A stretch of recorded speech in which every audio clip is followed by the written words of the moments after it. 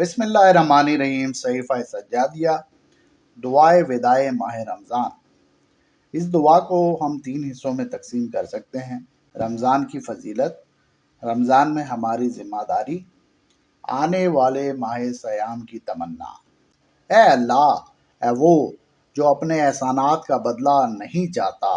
اے وہ جو عطا و بخشش پر پشیمان نہیں ہوتا، اے وہ جو اپنے بندوں کو ان کے عمل کے مقابلے میں نپا تلا اجر نہیں دیتا۔ تیری نعمتیں بغیر کسی سابقہ استحقاق کے ہیں اور تیرا عفو درگزر تفضل و احسان ہے۔ تیرا سزا دینا عین عدل اور تیرا فیصلہ خیر و بہبودی کا حامل ہے۔ تو اگر دیتا ہے تو اپنی عطا کو منت گزاری سے آلودہ نہیں کرتا، اور اگر منع کر دیتا ہے تو یہ ظلم و زیادتی کی بنا پر نہیں ہوتا۔ جو تیرا شکر ادا کرتا ہے تو نے ہی اس کے دل میں شکر گزاری کا القاع کیا ہے، اور جو تیری حمد کرتا ہے اسے بدلہ دیتا ہے، حالانکہ تو نے ہی اسے حمد کی تعلیم دی ہے، اور ایسے شخص کی پردہ پوشی کرتا ہے کہ اگر چاہتا تو اسے رسوا کر دیتا،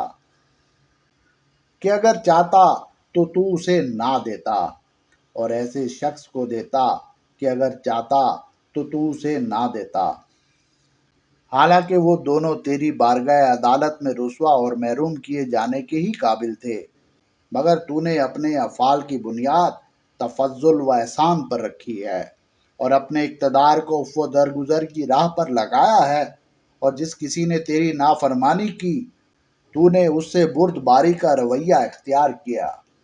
اور جس کسی نے اپنے نفس پر ظلم کا ارادہ کیا تو نے اسے مہلت دی۔ تو نے ان کے رجوع ہونے تک اپنے حلم کی بنا پر مہلت دیتا ہے، اور توبہ کرنے تک انہیں سزا دینے میں جلدی نہیں کرتا، تاکہ تیری منشا کے خلاف تباہ ہونے والا تباہ نہ ہو، اور تیری نعمت کی وجہ سے بدبخت ہونے والا بدبخت نہ ہو، مگر اس وقت کے جب اس پر پوری عذرداری اور اتمام حجت ہو جائے۔ اے کریم، یہ اتمام حجت تیرے عفو درگزر کا کرم، اور اے بردبار تیری شفقت و مہربانی کا فیض ہے۔ تو ہی ہے وہ جس نے اپنے بندوں کے لیے عفو بخشش کا دروازہ کھولا ہے اور اس کا نام توبہ رکھا ہے، اور تو نے اس دروازے کی نشاندہی کے لیے اپنی وحی کو رہبر قرار دیا ہے تاکہ وہ اس دروازے سے بھٹک نہ جائیں۔ چنانچہ اے مبارک نام والے، تو نے فرمایا ہے کہ خدا کی بارگاہ میں سچے دل سے توبہ کرو۔ امید ہے کہ تمہارا پروردگار تمہارے گناہوں کو محو کر دے اور تمہیں اس بہشت میں داخل کرے جس کے محلات اور باغات کے نیچے نہریں بہتی ہیں۔ اور اس دن جب خدا اپنے رسول اور ان لوگوں کو جو اس پر ایمان لائے ہیں رسوا نہیں کرے گا، بلکہ ان کے آگے آگے اور ان کے دائیں جانب چلتا ہوگا، اور وہ لوگ یہ کہتے ہوں گے کہ اے ہمارے پروردگار، ہمارے لیے ہمارے نور کو کامل فرما اور ہمیں بخش دے، اس لیے کہ تو ہر چیز پر قادر ہے۔ تو اب جو اس کے گھر میں داخل ہونے سے غفلت کرے جبکہ دروازہ کھولا اور رہبر مقرر کیا جا چکا ہے، تو اس کا عذر و بہانہ کیا ہو سکتا ہے؟ تو وہ ہے جس نے اپنے بندوں کے لین دین میں اونچے نرخوں کا ذمہ لے لیا ہے، اور یہ چاہا ہے کہ وہ جو سودا تجھ سے کریں اس میں انہیں نفع اور تیری طرف بڑھنے اور زیادہ حاصل کرنے میں کامیاب ہوں۔ چنانچہ تو نے کہ جو مبارک نام والا اور بلند مقام والا ہے فرمایا ہے، جو میرے پاس نیکی لے کر آئے گا اسے 10 گنا اجر ملے گا، اور جو برائی کا مرتکب ہوگا تو اس کو برائی کا بدلہ بس اتنا ہی ملے گا جتنی برائی ہے۔ اور تیرا ارشاد ہے کہ جو لوگ اللہ کی راہ میں اپنا مال خرچ کرتے ہیں ان کی مثال اس بیج کی سی ہے جس سے 7 بالیاں نکلیں اور ہر بالی میں 100 دانے ہوں، اور خدا جس کے لیے چاہتا ہے دگنا کر دیتا ہے۔ اور تیرا ارشاد ہے کہ کون ہے جو اللہ کو قرض حسنہ دے تاکہ خدا اس کے مال کو کئی گنا زیادہ کر کے ادا کرے، اور ایسی ہی افزائش حسنات کے وعدے پر مشتمل دوسری آیتیں ہیں کہ جو تو نے قرآن مجید میں نازل کی ہیں۔ اور تو ہی وہ ہے جس نے وحی و غیب کے کلام اور ایسی ترغیب کے ذریعے جو ان کے فائدے پر مشتمل ہے، ایسے امور کی طرف ان کے فائدے پر مشتمل ہے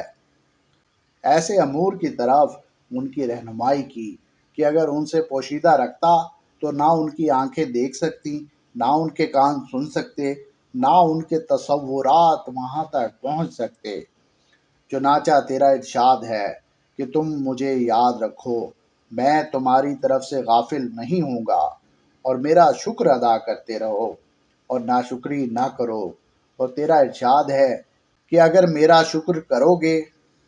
تو میں یقیناً تمہیں زیادہ دوں گا، اور اگر ناشکری کی تو یاد رکھو میرا عذاب سخت عذاب ہے۔ اور تیرا ارشاد ہے کہ مجھ سے دعا مانگو تو میں قبول کروں گا۔ وہ لوگ جو غرور کی بنا پر میری عبادت سے منہ موڑ لیتے ہیں،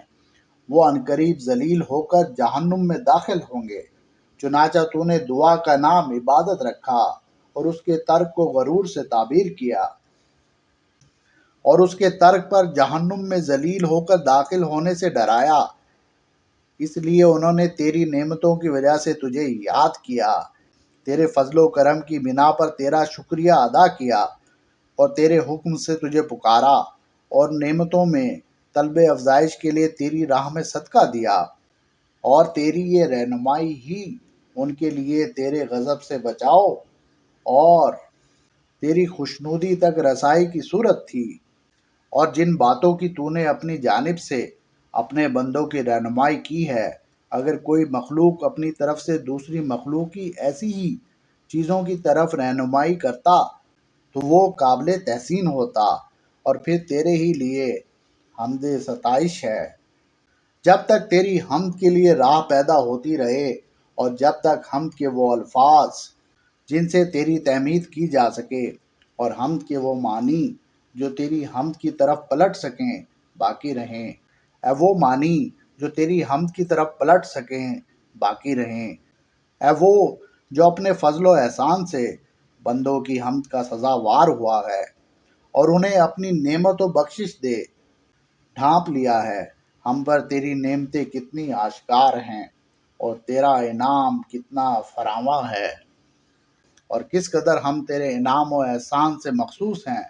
تو نے اس دین کی جسے منتخب فرمایا، اور اس طریقہ کی جسے پسند فرمایا، اور اس راستہ کی جسے آسان کر دیا، ہمیں ہدایت کی، اور اپنے ہاں قرب حاصل کرنے اور عزت و بزرگی تک پہنچنے کے لیے بصیرت دی۔ بار الہا، تو ان منتخب فرائض اور مخصوص واجبات میں سے ماہ رمضان قرار دیا ہے، جسے تو نے تمام مہینوں میں امتیاز بخشا، اور تمام وقتوں اور زمانوں میں سے اسے منتخب فرمایا، اور اس میں قرآن اور نور کو نازل فرما کر اور ایمان کو فروغ و ترقی بخش کر اسے سال کے تمام اوقات پر فضیلت دی، اور اس میں روزے واجب کیے اور نمازوں کی ترغیب دی، اور اس میں شب قدر کو بزرگی بخشی جو خود 1000 مہینوں سے بہتر ہے۔ پھر اس مہینے کی وجہ سے تو نے ہمیں اپنی تمام امتوں پر ترجیح دی، اور دوسری امتوں کے بجائے ہمیں اس کی فضیلت کے باعث منتخب کیا۔ چنانچہ ہم نے تیرے حکم سے اس کے دنوں میں روزے رکھے، اور تیری مدد سے اس کی راتیں عبادت میں بسر کیں، اس حالت میں کہ ہم اس روزہ نماز کے ذریعے تیری اس رحمت کے خواستگار تھے، جس کا دامن تو نے ہمارے لیے پھیلایا ہے، اور تیرے اجر و ثواب کا وسیلہ قرار دیا، اور تو ہر اس چیز کے عطا کرنے پر قادر ہے جس کی تجھ سے خواہش کی جائے، اور ہر اس چیز کا بخشنے والا ہے جس کا تیرے فضل سے سوال کیا جائے۔ تو ہر اس شخص سے قریب ہے جو تجھ سے قرب حاصل کرنا چاہے۔ اس مہینے نے ہمارے درمیان قابل ستائش دن گزارے، اور اچھی طرح حق رفاقت ادا کیا، اور دنیا جہان کے بہترین فائدوں سے ہمیں مالا مال کیا۔ پھر جب اس کا زمانہ ختم ہو گیا، مدت بیت گئی اور گنتی تمام ہو گئی، تو وہ ہم سے جدا ہو گیا۔ اب ہم اسے رخصت کرتے ہیں، اس شخص کے رخصت کرنے کی طرح جس کی جدائی ہم پر شاق ہو، اور جس کا جانا ہمارے لیے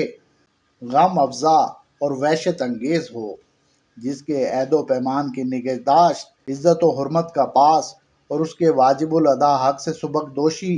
از بس ضروری ہو۔ اس لیے ہم کہتے ہیں، اے اللہ کے بزرگ ترین مہینے، تجھ پر سلام۔ اے دوستان خدا کی عید، تجھ پر سلام۔ اے اوقات میں بہترین رفیق اور دنوں اور ساعتوں میں بہترین مہینے، تجھ پر سلام۔ اے وہ مہینے جس میں امیدیں بر آتی ہیں اور اعمال کی فراوانی ہوتی ہے، تجھ پر سلام۔ اے وہ ہم نشین کہ جو موجود ہو تو اس کی بڑی قدر و منزلت ہوتی ہے اور نہ ہونے پر بڑا دکھ ہوتا ہے۔ اے وہ سرچشمہ امید و رجا جس کی جدائی الم انگیز ہے، تجھ پر سلام۔ اے وہ ہمدم جو انس و دل کی بستگی کا سامان لیے ہوئے آیا تو شادمانی کا سبب ہوا، اور واپس گیا تو وحشت بڑھا کر غمگین بنا گیا، تجھ پر سلام۔ اے وہ ہمسائے جس کی ہمسائیگی میں دل نرم اور گناہ کم ہو گئے، تجھ پر سلام۔ اے وہ مددگار جس نے شیطان کے مقابلے میں مدد و اعانت کی، اے وہ ساتھی جس نے حسن عمل کی راہیں ہموار کیں، تجھ پر سلام۔ اے ماہ رمضان، تجھ پر اللہ کے آزاد کیے ہوئے بندے کس قدر زیادہ ہیں۔